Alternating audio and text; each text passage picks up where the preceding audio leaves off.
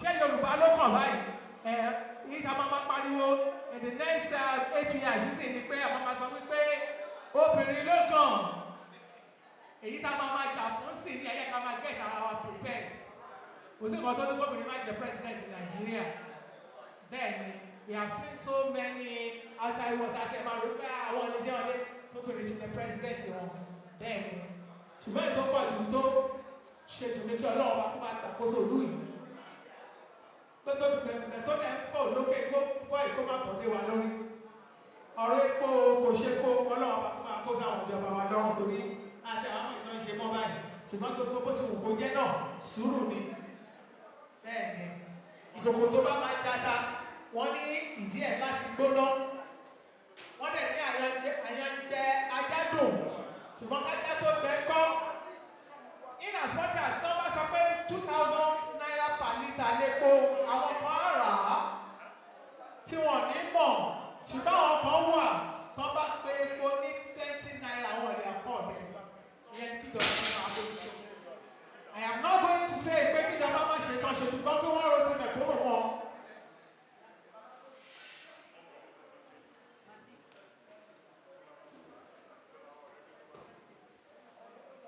nítorí èyí kí Ọlọ́run kó bá wa gba àkóso ìlú wa Nàìjíríà ò ní bàjẹ́ Nàìjíríà ò ní dàrú ní agbára Olódùmarè.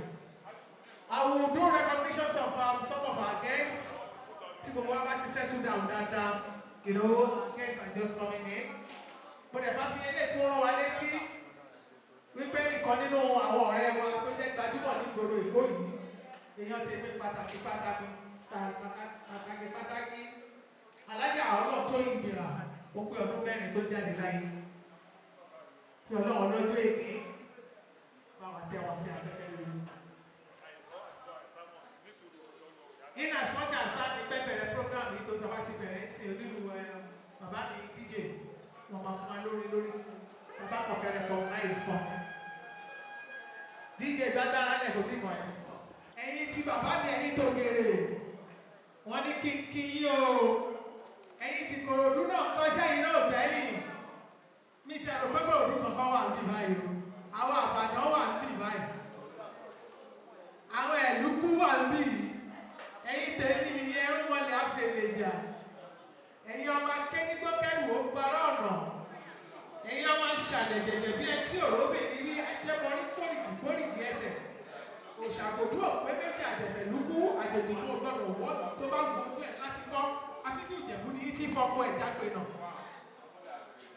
irú wọlé ní afẹ́lẹ́jà ojú òní tì ní ìlú tí ò sálárù gbogbo wa lọ̀gá ìlú Ìkòròdú ò ní bàjẹ́ because 99% of our artists all over Nigeria lives in Ìkòròdú bẹ́ẹ̀ Ìkòròdú lè ní náà pé títí tí mo fi kúrò tí mo fi kó lọ lẹ́ẹ̀dẹ́ mi ẹ bá gbọ́dọ̀ tóbi torí àwọn Ìkòròdú ìlú Ìkòròdú aláàbò thank you very much ma ìlú Ìkòròdú ò ní bàjẹ́ ìlú Nàìjíríà ìlú Èkó ò ní bàjẹ́ bàbá tèmi náà ò ní bàjẹ́ o Lagos State ò ní bàjẹ́ Ògùn State ò ní bàjẹ́ Ògèrè ò ní bàjẹ́ Ògèrè ò ní bàjẹ́ bẹ́ẹ̀ni àwọn màmá mi ti dá mi lọ́wọ́ láwa ní ọmọ onípàdánà àgbẹ̀nìmọ́dẹ̀ bẹ́ẹ̀ni ojú òní tì ní mà ojú òní tì ní agbára ọlọ́wọ́ bàbá wa Alhaji àti dájú náà àti bàbá wọn náà torí àwọn méjì náà ń ṣe ẹ̀yẹ fúnlẹ̀mí àti ọ̀rẹ́ wa náà àgbọ̀dọ̀ gbàgbé wa àgbọ̀dọ̀ gbàgbé àwọn náà Alhaja ọlọ́tọ́yìn ìgbìmọ̀ torí tó bá ṣe pé wọ́n wà láyé àwọn náà máa wà níbí báyìí lé by the special grace of the Almighty God. We welcome every one of you. I love every one of you. We are going to continue the program, but for now, I'd like every one of you to relax, enjoy yourselves, eat, drink. Ṣọ̀fọ̀ ẹ̀wọ̀n òṣọ̀fọ̀ ìrántí là ń ṣe ẹ̀yin tó tó àbúkà ti dáa àwọn wájú tó kọjú sí náà ó ti dáa ó túbọ̀ dáa ni ẹ̀yin tó fi sílẹ̀ náà kò ní bàjẹ́ gbogbo wa náà la máa jẹ ìyẹn arúgbó wa láṣẹ ìlú gbogbo àwọn ọmọ tó fi sílẹ̀ nǹkan tí bàbá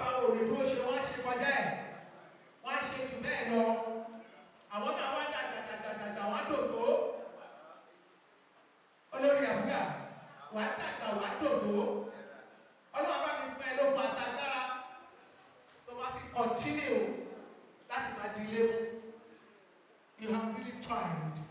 You have a wonderful. You know, each time I see you, come on, how is this woman coping? But Uncle said it now. One of you are a soldier. One like one jagun here. Ever been for that one? Ọjà ogun náà. Ibi ogun yẹn kan lè ní àti ẹtì dọ̀rẹ́. Tẹ́mi náà wá jọ́ ìní ẹ̀pẹ́ kájọ jagun yìí. A lè ja ogun náà. Àjà lájàyè. Ẹ bá gbọ́dọ̀ tóbi. Ẹ gbọ́dọ̀ tóbi. Ìlàlẹ́ àwọn. Ìlàlẹ́ àwọn. Insha Allah bi qudratillahi ta'ala. Ojú òní tì wá. Ajagun náà aṣẹ́gun.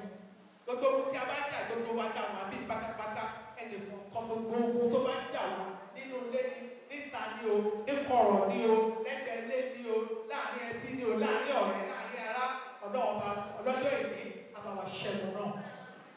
Láàrin ọ̀dọ́ ọba. I love you. You know, ẹ mọ̀ pé mi máa ń láì tó máa gbọ́yàn mi gan. Mr. So, we recognize you, we welcome you. Ó ti tó oúnjẹ oúnjẹ lọ. Ṣùgbọ́n kó wá wà bí gan, kọ́ bá tiẹ̀ rí, kọ́ bá tiẹ̀ pé, kọ́ bá tiẹ̀ máa dá níta tiẹ̀ lọ tí wọ́n tiẹ̀ ṣe bí máa wọ́n rí wa. Aṣọ àpọ́nlé ẹnì kọ̀ọ̀kan wa ò ní yá o. Lágbára Ọlọ́run wa, ojú òde ní tiwa. A ti recognize, a ti pọ́n bàbá wa lé.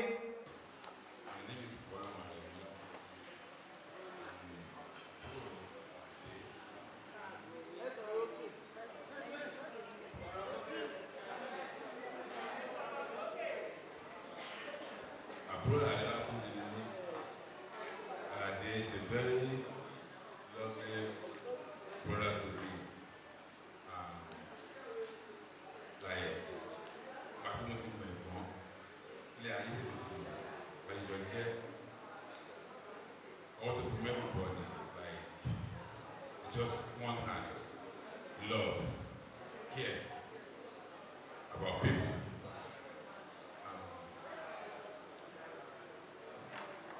Níjọ́ tí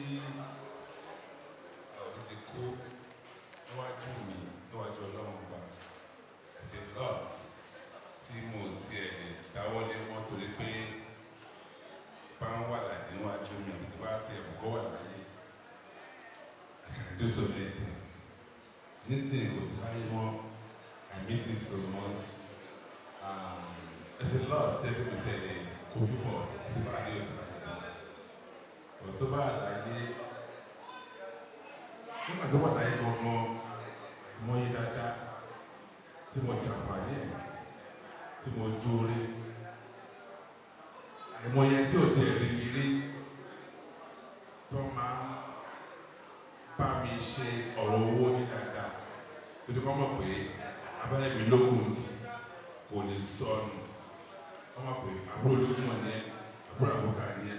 Ẹni tí ìmọ̀lẹ́ kan á gbówó lẹ̀ ẹni tí mo ti ẹ̀rí kan á pè mí a máa sọ̀rọ̀ owó a máa ṣe nǹkan dáadáa bí kò sọ́mọ̀ pé ó níbi tó lọ àwọn ọmọ ẹ̀kọ́ ẹ̀ lọ èmi náà ò dẹ̀ kọjá ìyá rẹ̀ bí pàṣẹ mọ̀ pé mo lọ́ọ̀ta mo lẹ́kọ̀ọ́ tó máa bá mi wí kọjá àbáwí wájú àgbà tó ń di o bí ṣe ga tó yìí kọjá àbáwí wájú ẹ̀ tó wà láyé a máa fọ àwọn àtọ́lá àwọn náà ni ó lè máa ń yẹra wa. Gbogbo wájú tó dojú kọ Ọlọ́run jẹ́ ọjà ẹ̀dọ́ fi sílẹ̀ aláwòrán bí májò bàjẹ́ ìyàwó àtàwọn ọmọ tó filẹ̀ Ọlọ́run kó bá dẹ́nu wọn sí kó má fowó wọn mọ́ Ọlọ́run ṣe àlàáfíà everybody májà ní dààmú láyé wa and thank you for everybody tó wà nígbà thank you so much. Adúpẹ́ lọ́dọ̀ Ọlọ́run ọba ìsọlẹ̀ ẹ̀kọ́ ọmọdéwájú tó ń kọjú sí àdá ìtànfisílẹ̀ onígbàjẹ́ ẹjọ́ tí wọ́n ti fẹ́ sọ̀rọ̀ nípa bàbá wa Tótó Àbúkà àti ẹ̀mà bọ̀ sọ́sọ́ mo ṣe àwọn fẹ́ máa sọ bó ṣe máa ń fún Aláàjì ní owó àti sọlú alákọ̀ọ́kọ́ kẹrin adúgbò fọlọ́ àti dúpẹ́ fọlọ́ lẹ́ẹ̀kan sí a fẹ́ wọn Ọlọ́run fẹ́ wọn jù kò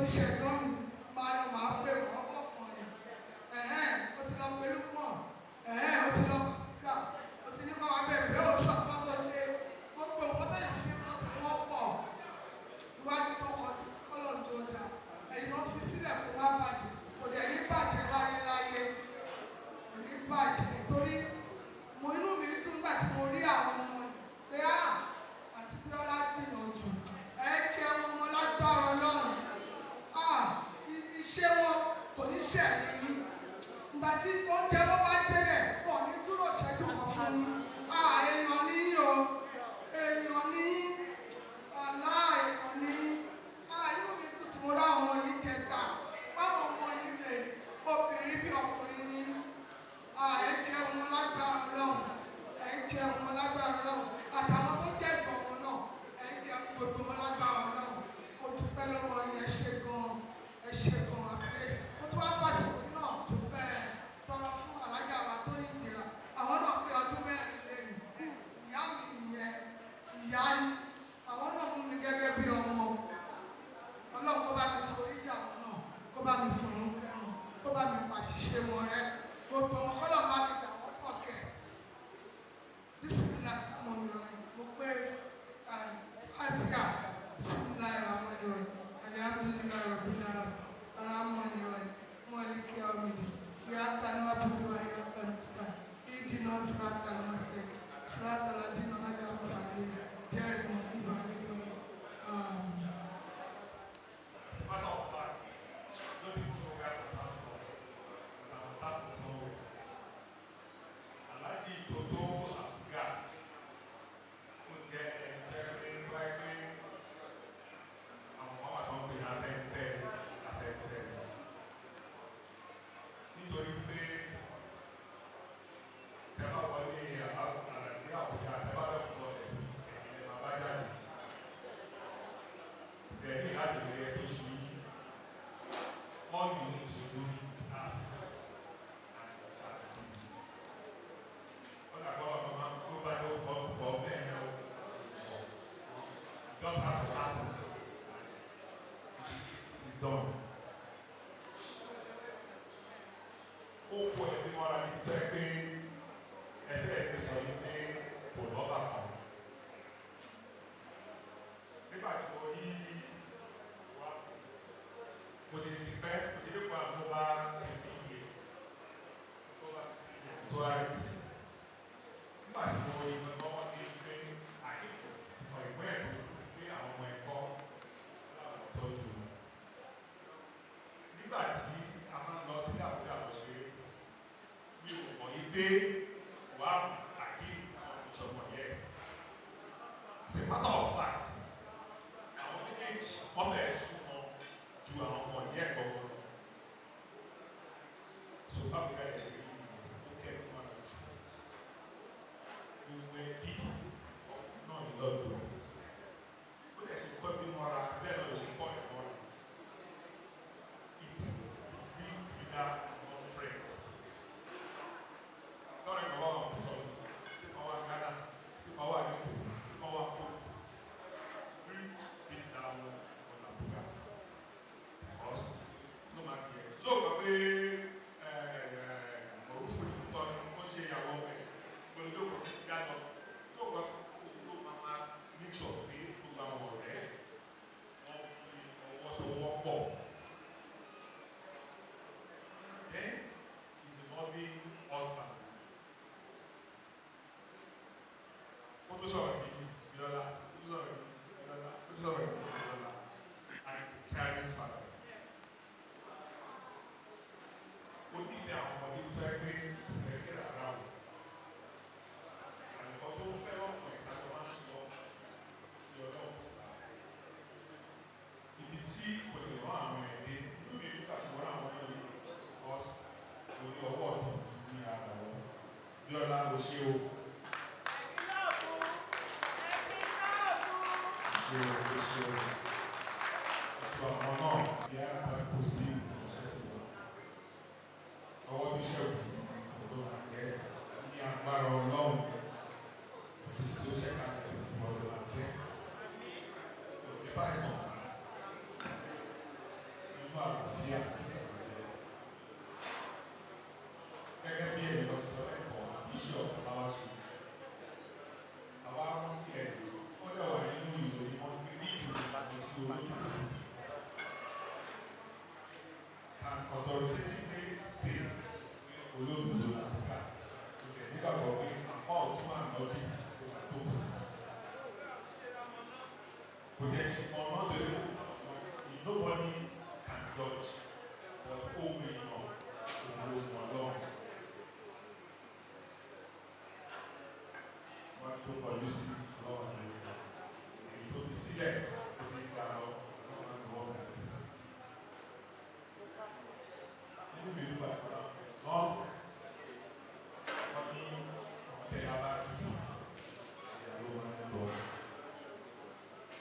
Àwọn ilé yóò ní ìdí ẹ̀yìn. Àwọn ọmọ àlọ́ bá bí wọn ní àlọ́ sí bí ẹ̀yìn. Àwọn tó bí wọn bá máa dáhùn pé lè fi bá wọn kiri àti ìlú wọn. Báwọn ọmọ wà ní ìjọba sí ilé wọn wájú rẹ̀ wọn ní ìdí ẹ̀yìn. Àwọn ilé yóò ní ìdí ẹ̀yìn. Ọ̀nfà ń di ẹ̀yìn lọ́dún wá. Ọ̀rọ̀ náà ti wá di ẹ̀yìn lẹ́yìn. Wọ́n ní lọ́dún ṣẹlẹ̀.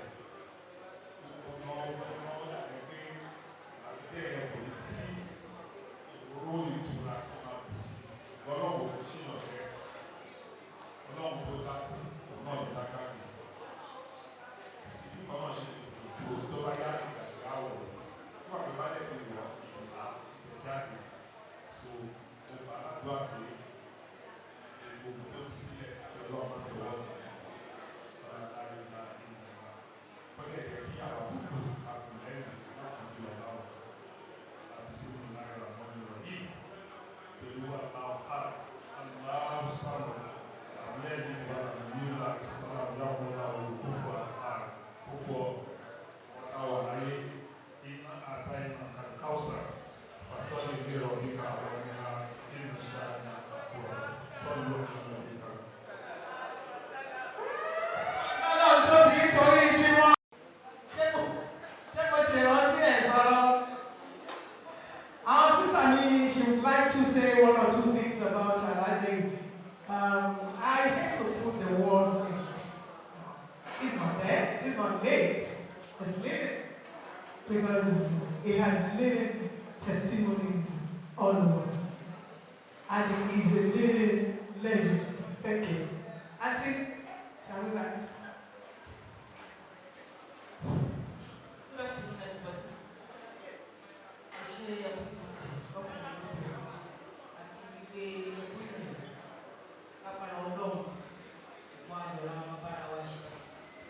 I would like to introduce myself as Mrs. here today, already United. I'm the elder sister to Abiola, from the same mother, same father. My mom is the father. Our married love. You mean the jail of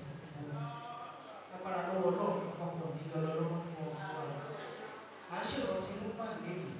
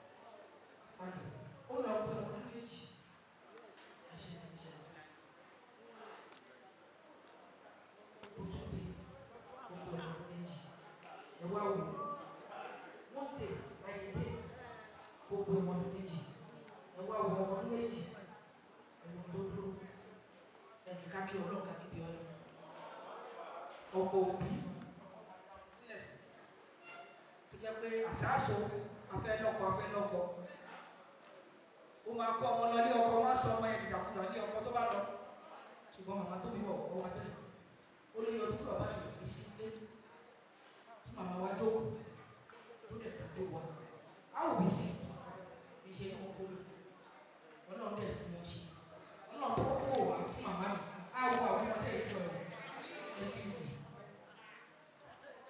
ọlọ́run á wò ó fún ẹ ọlọ́run á wò ó ní dáàbò lórí wọn wọ́n ní bí ò bá kú gbà tẹ bá wo tó bá fi lẹ̀ ìwà ọwọ́ ẹ̀ ìhùwàsí ẹ̀ tó ṣe sílẹ̀ ló máa kà lórí gbogbo tó bá gbélẹ̀ ẹwẹ̀ yẹn ló kà inú mi dẹ̀ dùn pé kò sí ọdún kan tí Bíọ́lá òṣèlú ti ọkọ ẹ̀ ó fi wọn ìfẹ́ ó ti ẹ̀ dé stéèjì kan táwa kan ní Bíọ́lá yóò ní máa sọ kí ní ìdọ́dún márùn-ún but ṣe mọ̀ pé òun ó ní ẹni àná ẹni tí nǹkan bá bà ló mọ bí ó ti bá wọn bó ṣe rí lára tí ló ṣe é ṣe ṣùgbọ́n àwa kan tuntun òkè òjò ní 5 years tí a tó bá di next year ká kàn ṣàkàrà gbàgbà nílé ṣùgbọ́n bó ṣe fẹ́ tiẹ̀ bó ṣe fẹ́ ṣe é ó lè ṣe é ṣe kọ́ máa fún ẹ ṣe lágbára lọ́wọ́ náà ò ní jálẹ̀ nìyẹn o àwọn ọmọ yẹn náà wá wò ó fún ẹ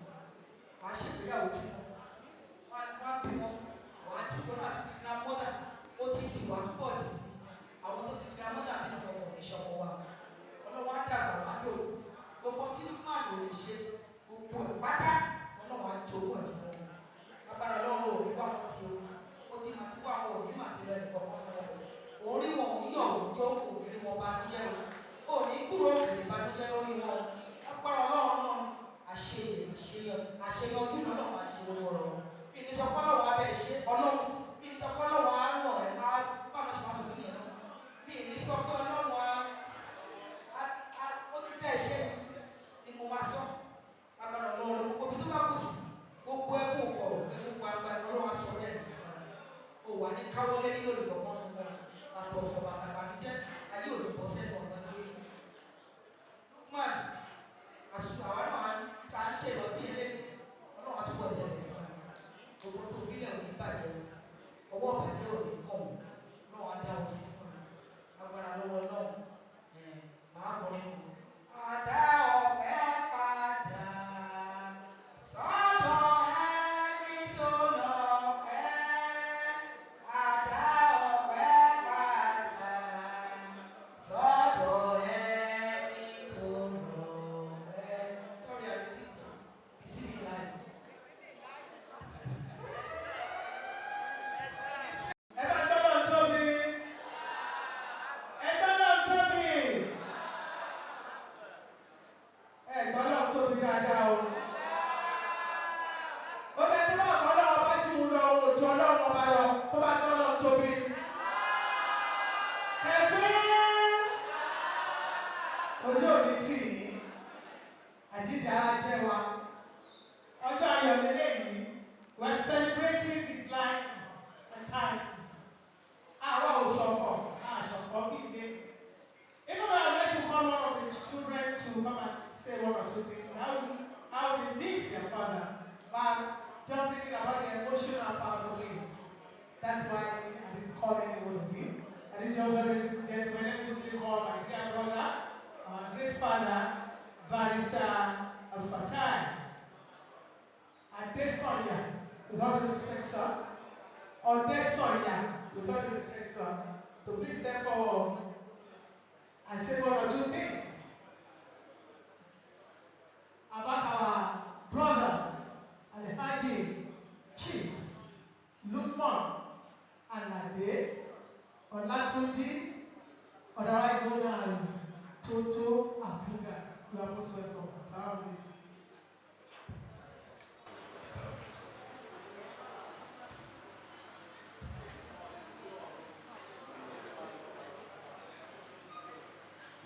Yes.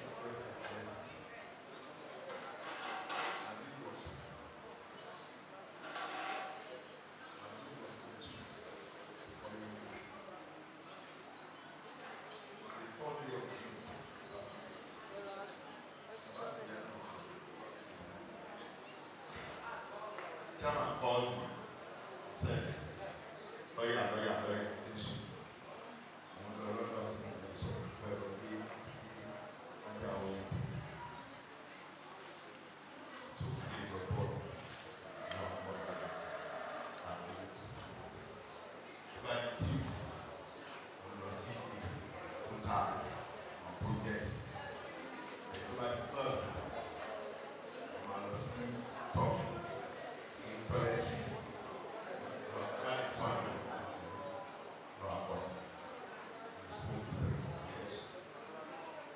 About the same time, on the 8th of June, 2018, and from the day,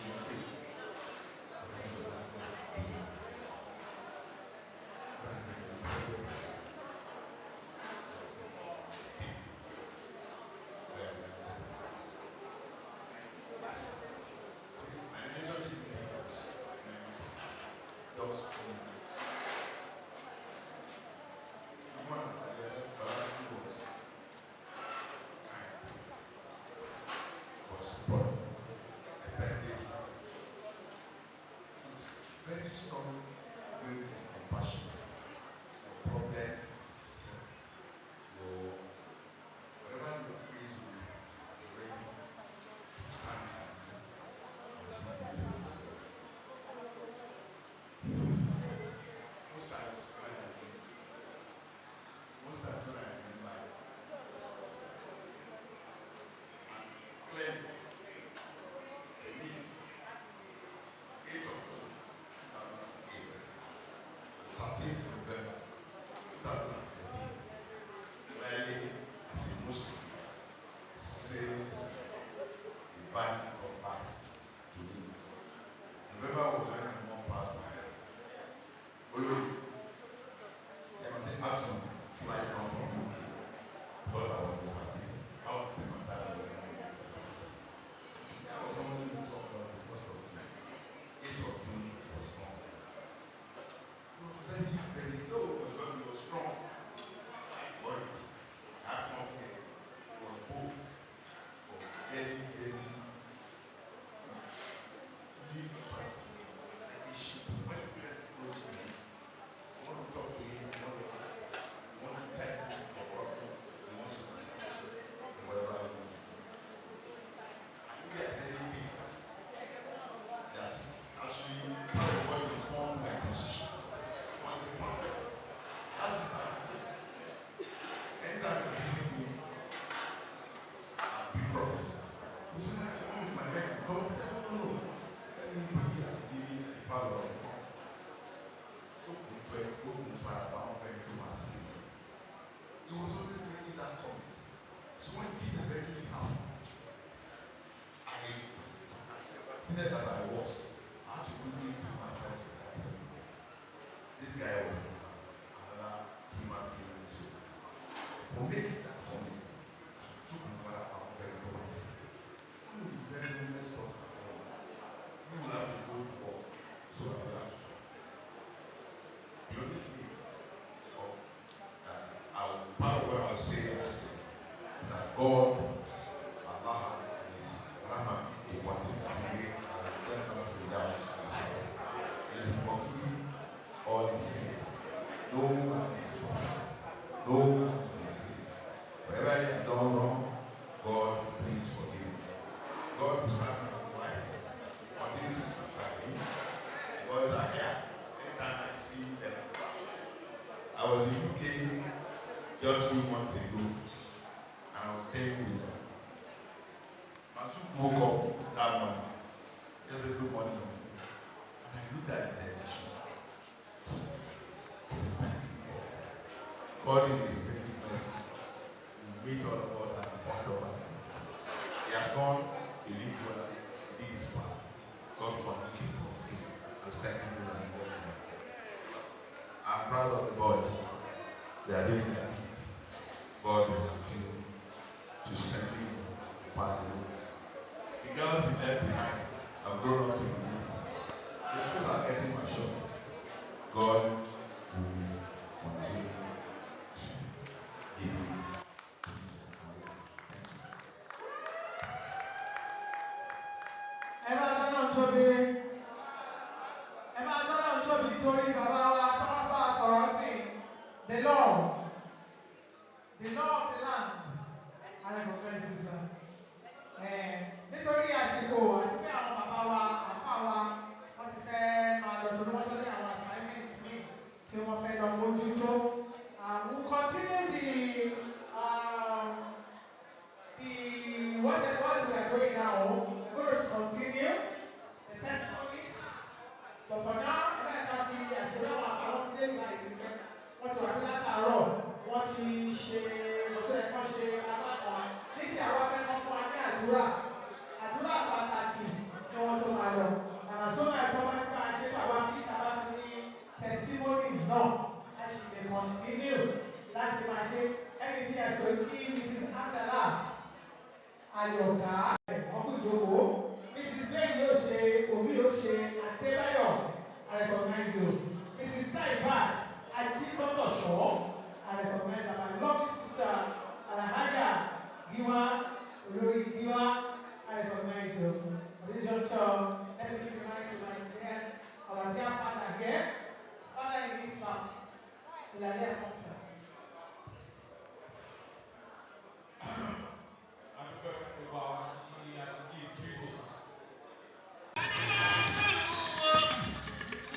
Thank you,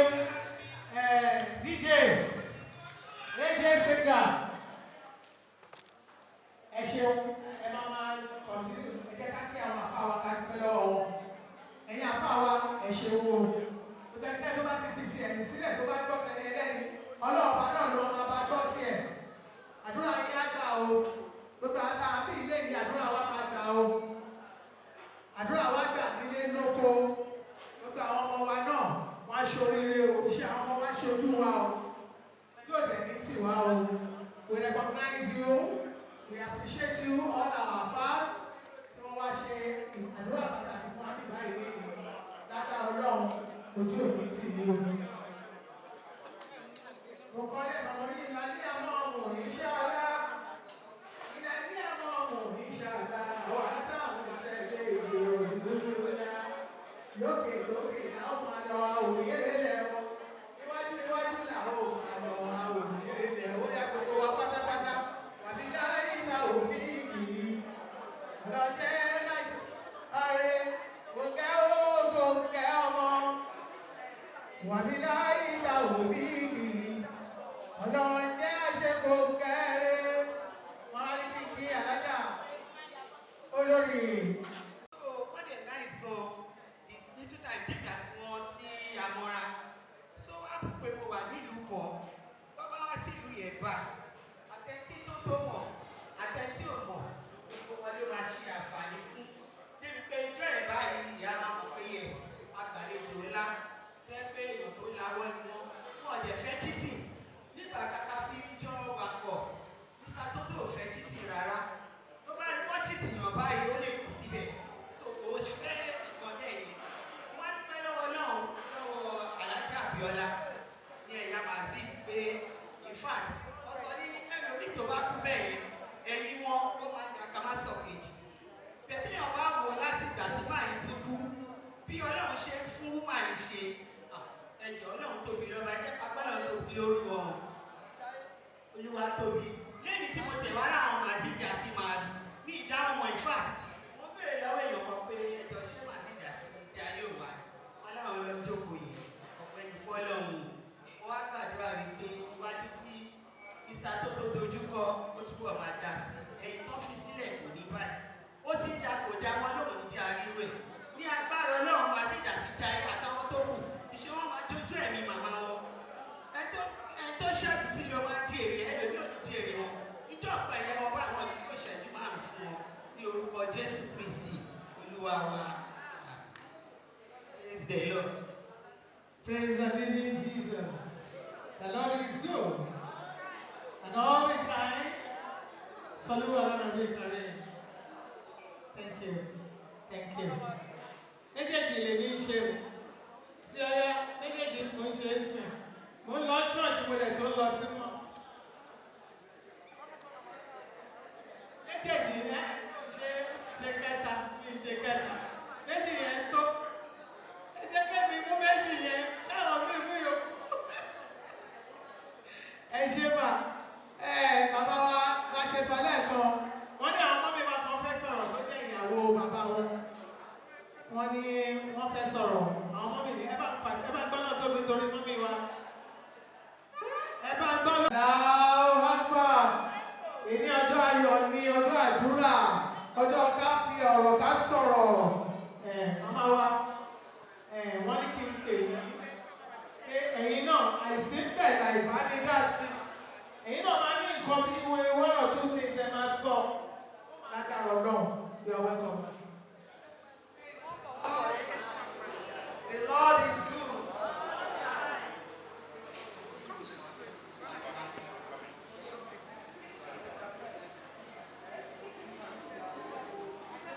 èmi ìyàwó bàbá Àfíríkà. Fọ́nà mo rí pé ìgbà tí mo èyí tí mo lọ sí mi. Mo ṣe pé mo jẹ́ ìyàwó bàbá wọn, wọn ò bóyá mi kéré rárá. Àwọn máa ń dúpẹ́ fọ́nà gbogbo ìgbésí ayé tó ń lò. Torí pé èmi máa ń sọ fún àbúrò àwọn olóko àwọn èèyàn tó wà ní ìkàwé rẹ̀. Nítorí pé gbogbo dáadáa tó ń ṣe, èyí kí wọn kò ní ìlú àṣẹ náà fi ń gbà kúrẹ̀. Ìdúpẹ́ fún ọ̀nà ìgbé gbogbo dáadáa tó ṣe, ọlọ́run aláàánú, ó ti tẹ́lẹ̀ ìdájọ́ àti sọ́lẹ̀sì. Orí pé ó ń bà bẹ́ẹ̀ ló kù jù. Ẹgbẹ́ bá lẹ́yìn àti bà bẹ́ẹ̀, pé àgbàlagbà ni mo fẹ́. Ó máa ń ṣe bàbá yẹn ló mọ kékeré yìí. Àwọn ohun tí wọ́n dúpẹ́ fún náà, pé nígbà tí ìyá Mazid, tí mo wọ ìyá Mazid, ṣe kò dàbí àbúrò wọn. Wọ́n mú mi ní ẹ̀kọ́, wọ́n mú mi ní àbúrò, wọ́n mọ tó ṣókùn, ó tọ̀ wọ́n lẹ́sìn.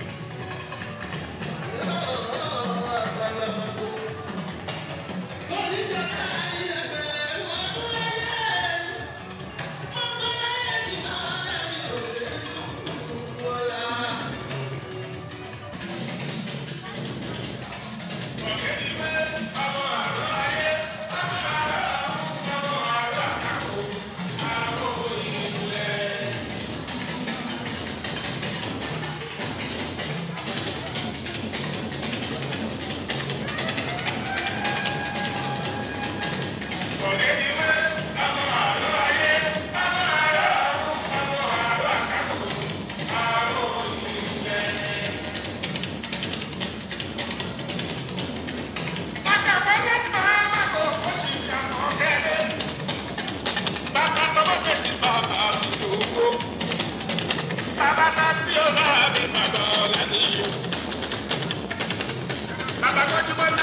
bàbá Dámilọ́lá. Bàbá Lábọ̀dé jù ní ìyọ̀ yóò ṣe. Àwọn pápẹ́lá òbí àgbà yóò wá o. Aláṣẹ Macleod Communications nínú ọtí tìbí o. Aláṣẹ Bond Properties Adé ọ̀gá ẹ̀kọ́ ní. Olódì kú wá aláìlélẹ́. Àbúrò yẹn ní sinmi, àwọn tàdé bọ́lá kì í ẹ̀sìn. Kádélé ayé lówó, bọ̀dé ó bá wọn lówó.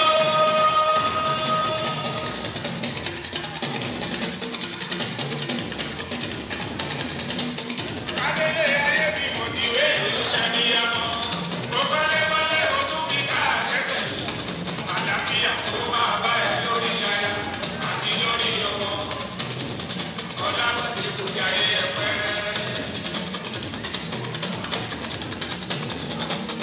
Kádélé ayé lówó, bọ̀dé ó bá wọn lówó.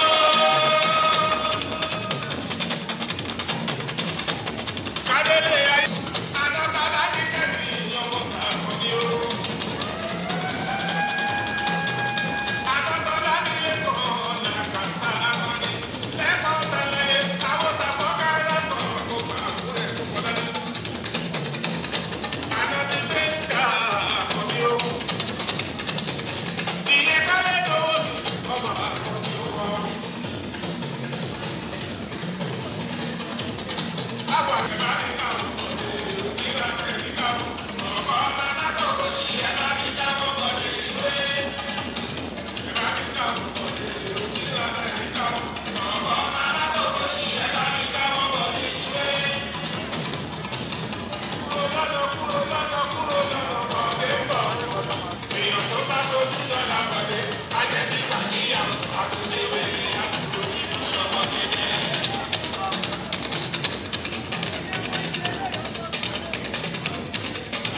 Nígbà tó bá tójú lọ́la bọ̀dé, á jẹ́ kí sàníyàn àtúndéwé àtúndó nínú sọ́mọ dédé. Máa ṣe eré rẹ̀, máa ṣe eré rẹ̀. Ọlọ́gbàdé máa ṣe eré o, máa ṣe eré rẹ̀. Máa ṣe eré o, máa ṣe eré rẹ̀. Àpàlà báàgì. Máa ṣe eré rẹ̀. Ọmọ bọ́lá jìnnà àkókò ṣe. Máa ṣe eré rẹ̀. Ọmọ bọ́lá jìnnà àkókò ṣe. Máa ṣe eré rẹ̀. Èèyàn kan ṣàbá ti yá. Máa ṣe eré rẹ̀. Èèyàn ti ṣàṣàbá ti yá. Máa ṣe eré rẹ̀. Àṣà ẹ̀kọ́ bọ̀ táìpò. Máa ṣe eré rẹ̀. Àṣà ẹ̀kọ́ bọ̀ táìpò. Máa ṣe eré rẹ̀. Ọlọ́bọ̀dé nílé. Máa ṣe eré rẹ̀. Àyìnlé adé wí wá sí ìyẹn bẹ́ẹ̀. Ètí bí màá lọ rí o, àyè wá sí ìlú. Àsìkò ilé ní ọ̀sìn ìdí ayẹyẹ. Àwọn akéde ní ìyá ìsanwó owó. Ọkọ̀ òbí náà wọ́n ti máa wọ̀ lọ ní wáyé ìlú. Ọmọ bàbá ọ̀la ìlú Amẹ́ríkà kan ní. Àwọn olùdó máa yẹ kí ọ̀yọ́. Ọkọ̀ bàbá ìlú Amẹ́ríkà ayé ká ọ̀sẹ̀ ìlú ṣoṣo. Lọ́jọ́ òkú ọkọ̀ yìí ká bèbí. Ẹ̀yin máa kí lọ́tọ̀ ọ̀pá yìí wá sí ìlú Kọ́lá nípa ayé o, ọmọ ti ṣọwọ́ nìkan ọkọ̀ ọlọ́run tó rí ìgbà rẹ̀. Gbogbo ilé àwọn aláàjì sọ̀rọ̀ nínú. Ẹlòmíràn ọmọdé kan ní àkókò ọ̀rọ̀ lóṣù. Táyé làwọn ti bá àkọ́kọ́ ṣe òkúri. Gbélé gbàgbé ẹni New York City ní àṣàkáyà ní o, ká ó sára fún dànù.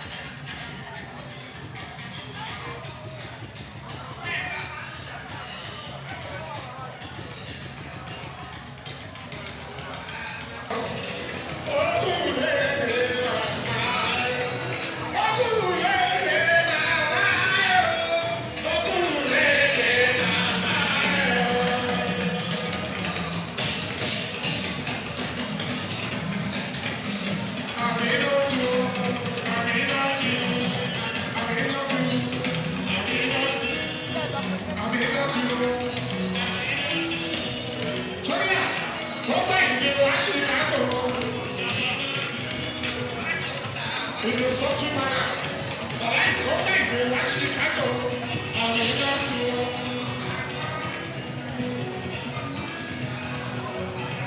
ẹni omi ló ṣe wẹ̀ ọ̀la ọ̀bọ̀sán bẹ́ẹ̀ ni wọ́n bá yẹ ní ìlú ọ̀la ló kúkú ó kú wájú kúkú ìlú ìkùnlé ọmọ tó lọ́sà àtọ́jú ìyàwó yìí kí ẹ̀rọ ìkùnlé ọmọ tó lọ́sà olóba kalẹ̀ ní ilé ọ̀díyà ọkọ̀ wa nìyọ bàjẹ́ balẹ̀ ilé yìí àpọ̀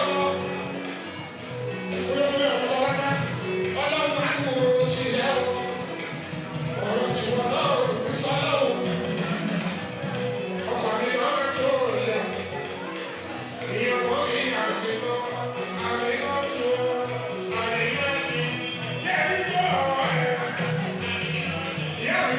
kí tó ọ̀rọ̀ ẹ̀.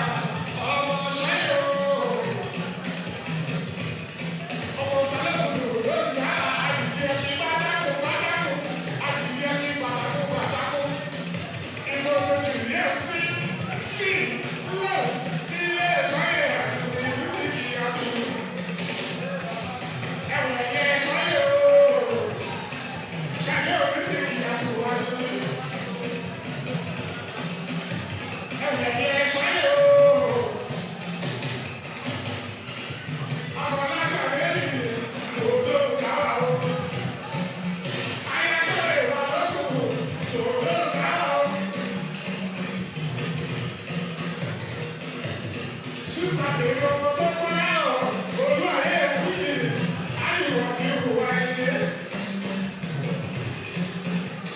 Aláṣẹ Julia Fierce. Ẹ̀rọ fẹ́ white school. Bó ṣe rose school. Bó bá ṣe prayer. Àní Christian Diamond Court. Ẹ̀rọ tó bá ṣàlẹ̀ èyí àkùnrin orí síká. Ẹgbẹ́ wa láàtò wá sí wáyé. Ẹgbẹ́ sórí ìbéèrè wa. Ẹgbẹ́ Julia Fierce. Ẹgbẹ́ Julia Fierce. Ẹgbẹ́ sórí internet. Ọmọgbọ́nà. Ẹni bá ń lọ wa. Tẹ́gbẹ́ dé Nàìjà. Ẹni ẹ bèrè. Ṣọ́ọ̀bù wa. Civic Center Ṣáláwá ní Victoria Island. Adìwọ̀sílù. Àfọláṣadé ni mo kí ẹ káàbọ̀ sí Chicago. Ó máa kó ẹ̀dùn tí o.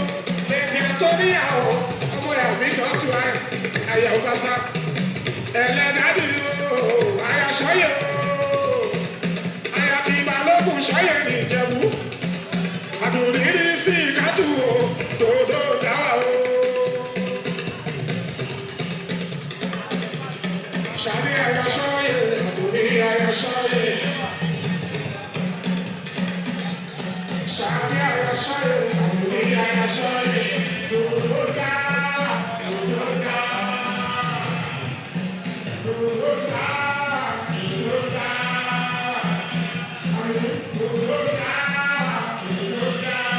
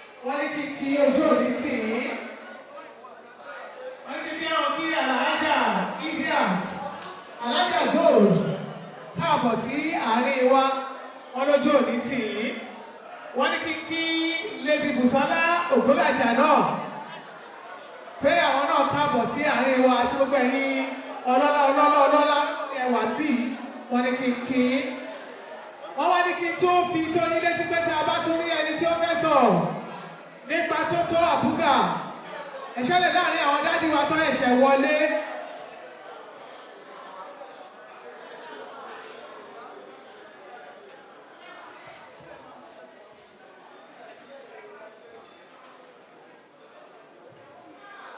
Queen fẹ́ sọ̀rọ̀, wọ́n ní Queen náà fẹ́ sọ̀rọ̀. The Queen of Queens, Queen Afọláṣadé Riskat Adùnní Ayadéṣọ́yè níjẹ̀bú Òde, ọmọ Alága Ṣóṣànyà níjẹ̀bú Òde, àbí kí n fẹ́ èdè Aṣadé àbí kí n fẹ́ èdè Ìbàdàn pé ní Ṣóṣànyà. Aya Alága, ọmọ Alága Ṣóṣànyà. Aya Adégbóyèga Sọ́yè. Aya Ọ̀túnba Adégbóyèga Sọ́yè. Queen Ṣadé, we're waiting for you.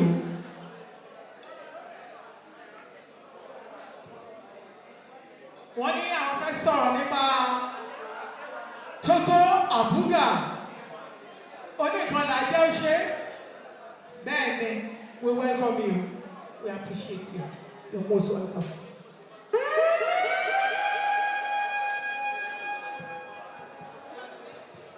Good evening, everyone. Let me start by thanking everybody for coming.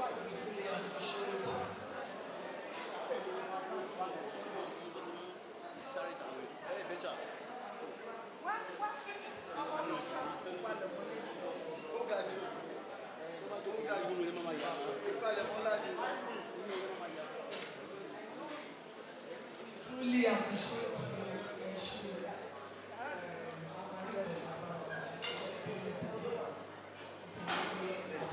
I would have loved to speak in English.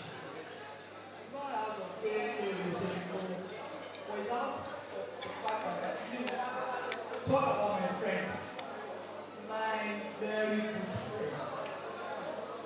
Abuga, one of my friends. He was a friend. He was a friend in need. Abuga, when you're crying, is crying. When you're sad, is sad with you. Although a lot of people say they know stupid things about me and Abuga ti dèrò ọ̀lẹ́ ọlọ́run wà lókè ohun ìka àjẹ́ ẹ̀kọ́ tó ọ̀rẹ́ lásán tàbí fẹ́ràn àwọn ó fẹ́ràn ó fẹ́ràn bí ẹ̀gbọ́n bí àbúrò Abuga àwọn ìṣẹ́ ti sọ̀rọ̀ ìṣòro maybe by now I have been dead and forgotten if not for the sake of God and God. Ní ọjọ́ kan èmi àti Abuga I love Cotonou. And normally when we go to Cotonou like that, we normally live in the evening talking traffic. Abuga wa gbé nílé wa ní Victoria láwọn ìyàwó ìlú. He picked me up, máa ṣe kúrò ní àwọn ìyàwó ìlú. Ó wá lóun fẹ́ yà àwọn ọ̀dọ́ wọn náà. On getting bá ṣe àwọn yà ní èkó lóun fẹ́ fi ta.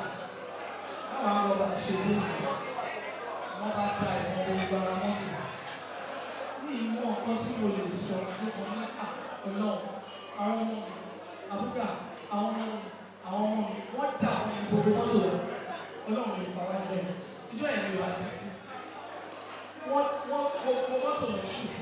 Wọ́n ṣílẹ̀ wọn bàbá àgbà wọn kò wó mi. Ntí ẹ̀ ní ìwọ́n tí mo wà pé ayé ìwé ọ̀hún. You know this guy stood up, ó ní sáré wọn lè gba mọ́tò mi. Mọ́tò yìí o, mo ló dá Abuga. Wọ́n gbé wa kúrò mẹ́ àlẹ́ escape. Ọlọ́run lè lọ sí wa. Abuga, I don't think ìsọ̀kọ̀ èèyàn tó aláyàbí kìnìún. Aláyàbí kìnìún. Ọlọ́run kò sọ lásìkò ẹ̀ tó.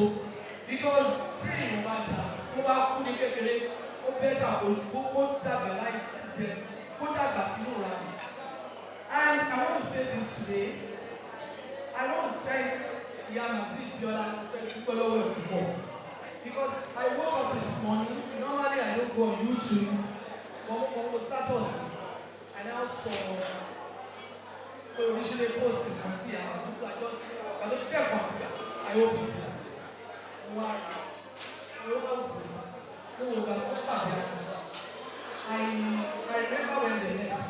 Ó wà nílé ọ̀rọ̀ kan tó sọ fún ọ̀rẹ́ mi mo ní láti sọ fún mi kó bá mi wá ọ̀rọ̀ fàbùkà. Mo ní tó bá bímọ fàbùkà pàdé àwọn ló máa dàbí dàbí. That was what I said on the very first tí mo gbọ́ wọn fẹ́ràn. Mo lè dúpẹ́ ó jẹ́ kí because if not for Bella where we were Tamale tó dàbí. Yes, as a friend I can go to the mosque I can pray for him in my room but then can I be remembering him the way the wife remembers him? Can I be doing all these things that he's doing? No. So I thank you so much, Yazid. May God bless you. I want you to show my job for again. Gbogbo tí a gbà òde àwọn ìyá débẹ̀ ní agbára Ọlọ́run. Èyí náà wà ní kọjú kó o ní kọjú kó Abíọ́lá. Wà á dàgbà, wà á dòdò, wà á jèrè àwọn ẹni ẹlẹ́ni òní gbà ṣe. Gbogbo tí bàbá wọn òde wọn máa débẹ̀ wọn máa kọjá ẹ̀ nítorí pé èèyàn dáadáa làbúrò. Òun náà ló ṣe jẹ́ kó níyàwó dáadáa fẹ́ lọ́wọ́ alẹ́ because ó ti ná ṣókó ló ti ná bàtà ó tó pàdé Bíọ́lá kí Bíọ́lá tó wá ṣàbíà ojúkọ́ lọ́nà náà. I thank God for you and I thank God for the lives of your children. Oríire ló wọn bá wọn. Thank you so much. Ms. Abuga, you so rest in perfect peace. Iwájú tó kọjú sí ti dá. Ẹ̀yin tó fi sílẹ̀ lápá kó bá kò dẹ̀ ní bàjẹ́ láyé. Thank you very much.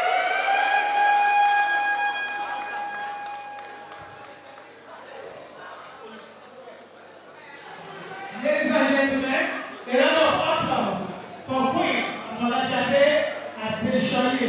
We go to go down down. I got people like that. Thank you very much, sir. Thank you very much, ma'am.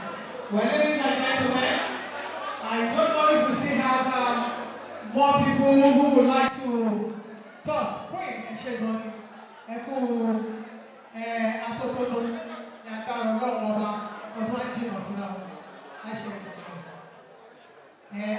A lot of people will still like to talk. If you are ready to talk. But meanwhile, only kiki àwọn bàbá wa Alhaji Abdulhakeem Adeshope pé wọ́n kú ìkàlẹ̀ wọ́n kú ìdòfó ẹ bá mi fún ọ látẹ̀wọ́. Bákan náà ni Ọ̀túnba Abímbọ́lá Àgbájé àti àwọn ọ̀rẹ́ wọn àwọn náà wà níkàlẹ̀ ẹ kú ìjókòó sà ẹ kú ìkàlẹ̀ ẹ kú ìjókòó. Wọ́n ní kí àwọn màmá wa màmá dáadáa onínúure màmá wa Alhaja Kudrat mo fi tọ̀wọ̀tọ̀wọ̀ dárúkọ wọn Alhaja Kudrat Saigo kú ìkàlẹ̀ kú ìjókòó hàn. Ladies and gentlemen,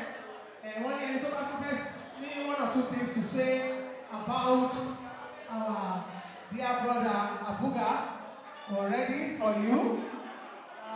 Otherwise, we'll tell our DJ to start some music, more music for us whilst we enjoy ourselves and we keep remembering him. Dido ni àwọn tí olódodo.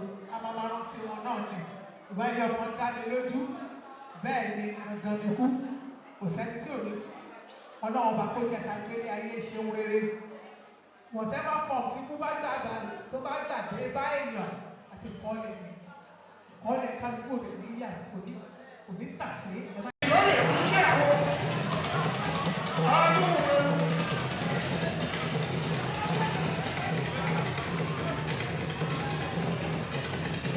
bákan tí lórí ìrúnjẹ́ àwọn ọ̀pọ̀lọpọ̀ títí kọ̀ àwọn lórí ìrúnjẹ́ àwọn lọ́sibẹ̀ tó lọ́dẹ àwọn lórí ìrúnjẹ́ àwọn ọ̀pọ̀lọpọ̀ títí kọ̀ ọ̀pọ̀lọpọ̀ títí kọ̀ àwọn ọ̀pọ̀lọpọ̀ tó lọ́wọ́ níbi òṣèlú wa kó tó wà lẹ́yìn ní ìwà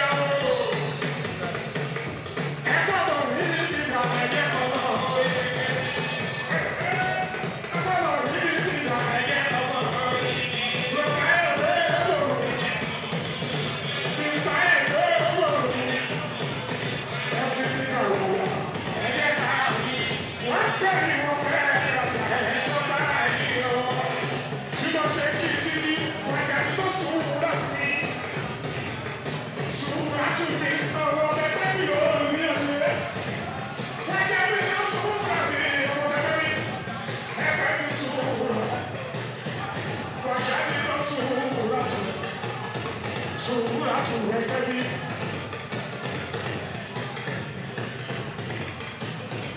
Ọmọ ẹgbẹ́ mi ló máa ń yọ ilé o. Wákàtí náà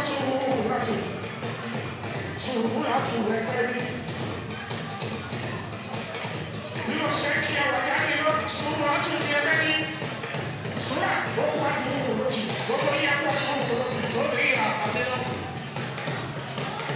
Ọmọ ẹgbẹ́ mi sùúrù àti sùúrù ẹgbẹ́ mi ní ìgbàgbọ́. Mo gbà pé kò ní àlàáfíà. Kò ní láti òkú ẹgbẹ́ mi. Ayẹ̀wò dáhùn báàlù. Ayẹ̀wò dáhùn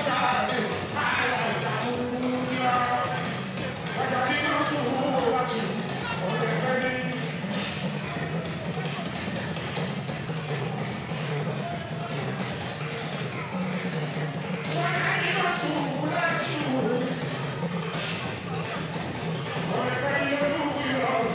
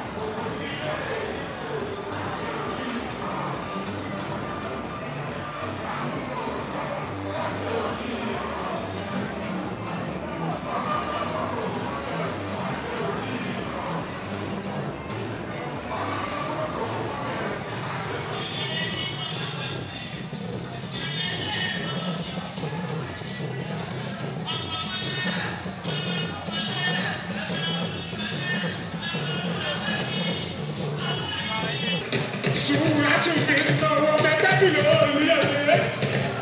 Wájáde náà sùúrà mi ọ̀tẹ̀bẹ̀ mi ẹgbẹ́ mi sùúrà. Wájáde náà sùúrà tún ẹgbẹ́ mi.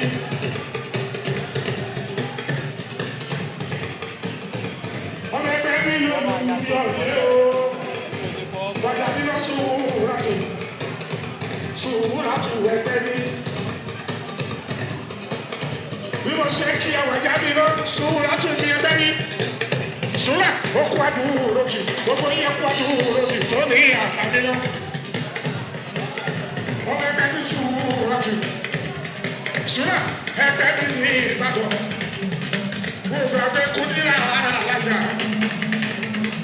Kúdírà tún ẹgbẹ́ mi. Ayọ̀dún náà bá a lókun, ayọ̀dún gàrí o, aláìjà Kúdírà. Wájáde náà sùúrà tún ọ̀dẹ̀ bẹ́bí.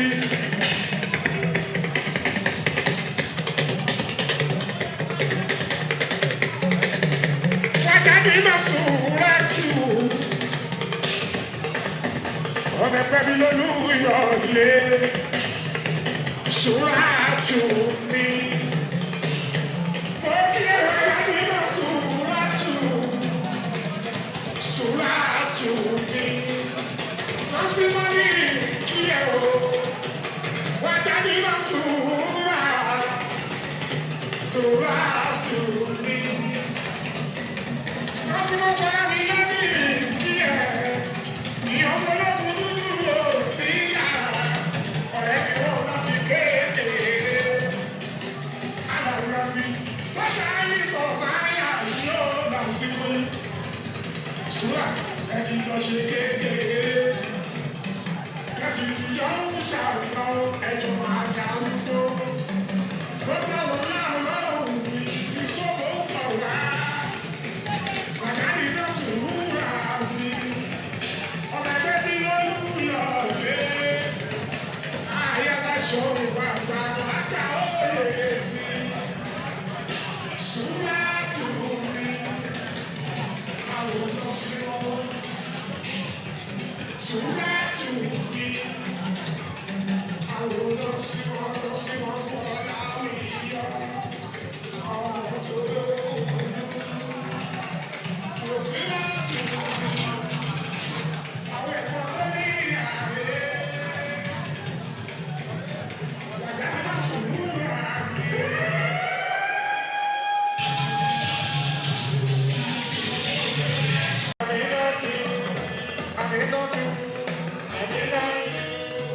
Aminatu. Toria, ó gbà ìdè wá Chicago. Ìlú Sọ́túmánà. Bàláì, ó gbà ìdè wá Chicago. Aminatu.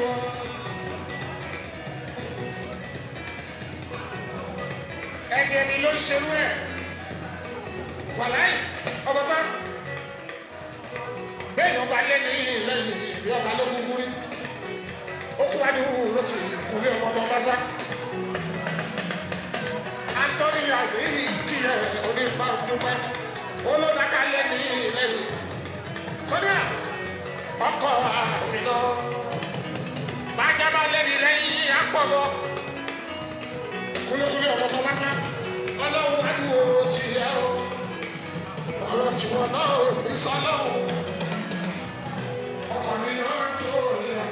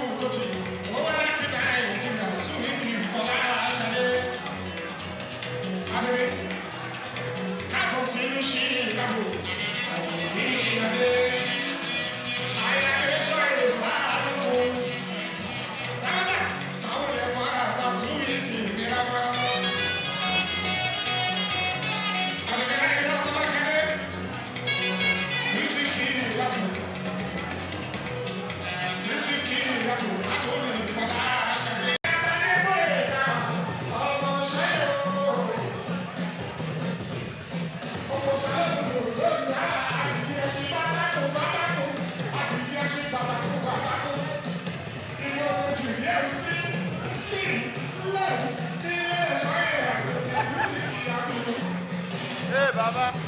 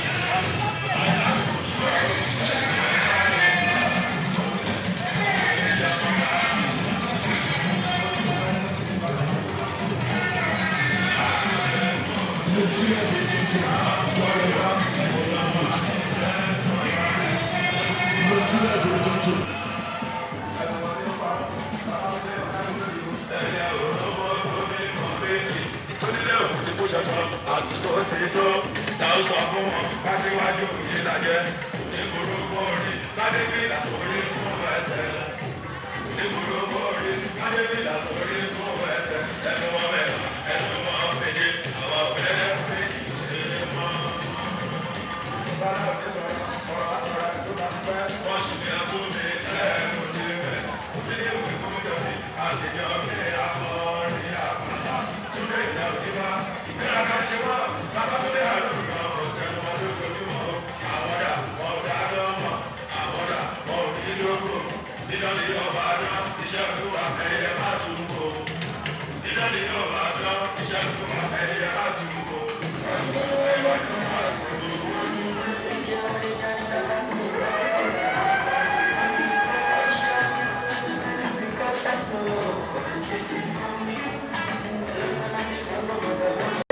Ọlátúnjí Tótó Àbúgà àwọn èèyàn wa náà ní àwọn èèyàn yín náà ní kí n pè yín o wọ́n ní àwọn ọmọ wọ́n ní kí n pè yín ṣùgbọ́n mo ní àwọn ọmọ lè ní fẹ́ pè pèmí sọ pé àwọn ọmọ ni mo fẹ́ pè.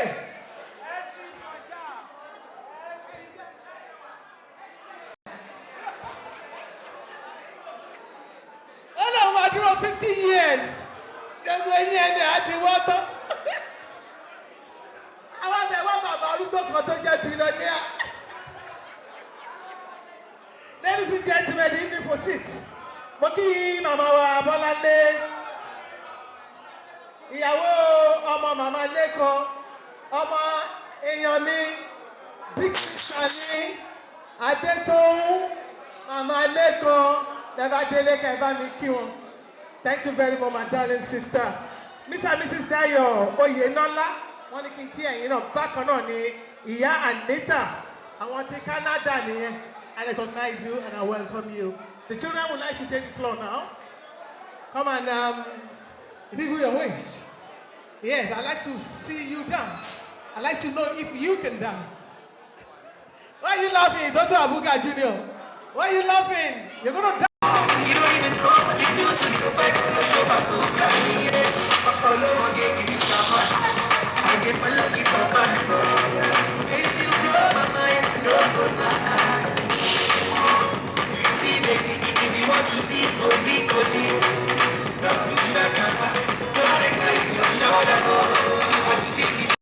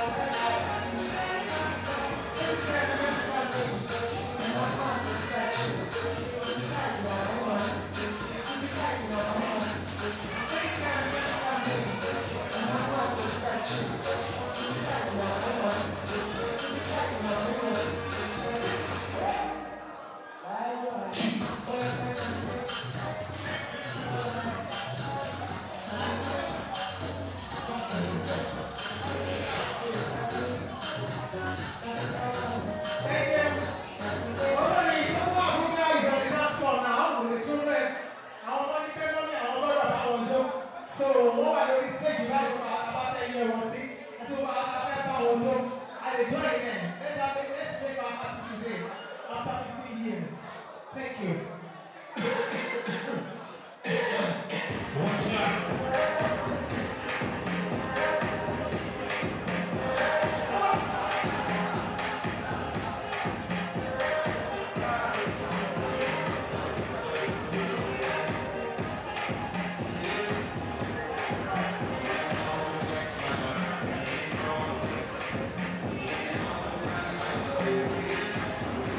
Let's go, let's celebrate that.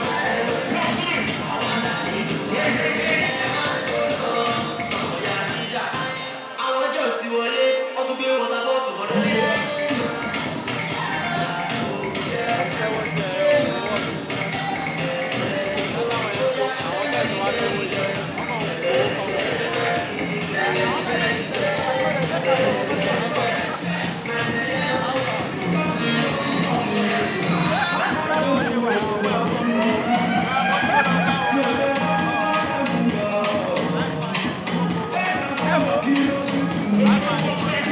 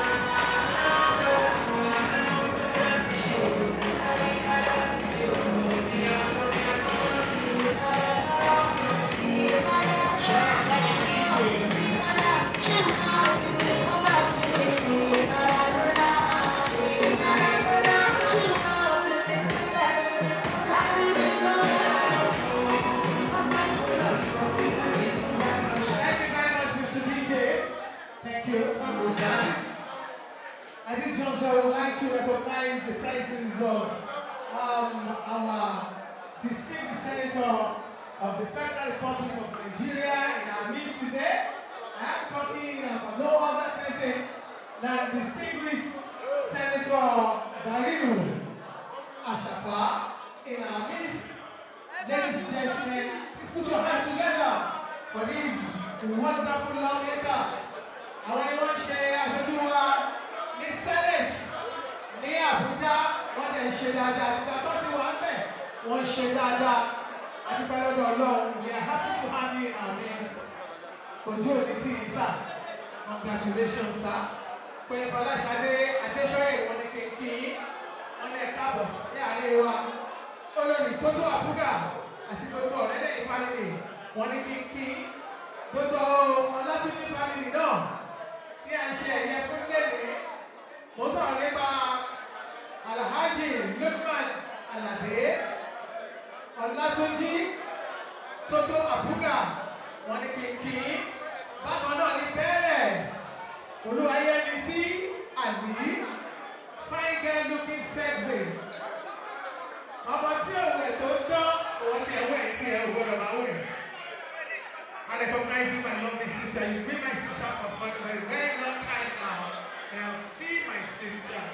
Oh yes. I knew you before you became First Lady of Odolowo Local Government, SDGA. And when you became the First Lady there, you'll see your simple self. You'll see your humble self. You never allow the office to get to your head. Anytime, any day. Ojo ni tiẹ̀. Ojo ni tiẹ̀. Tàbí kí bàbá mi kò bá délé o. Àrẹ̀mọ kan báyìí. Àrẹ̀mọ kan báyìí. Ẹ bá mi kí wọn bẹ bá délé. Ojo ni tiẹ̀ o. Àṣetì òní jẹ́ ti àṣeyọrí ní ti lọ́jọ́ gbogbo. I recognize you. I welcome you. And I love you.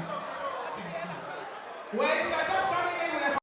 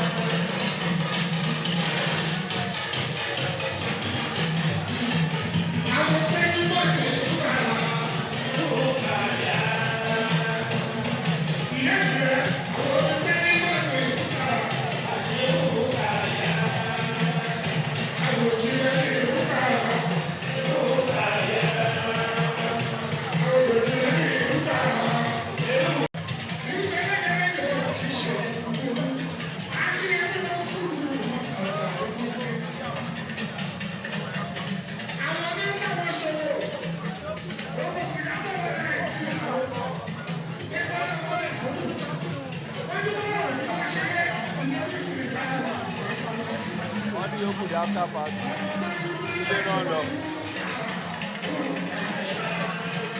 ẹ àti sílò jọ ń lọ àbí. lọ sí.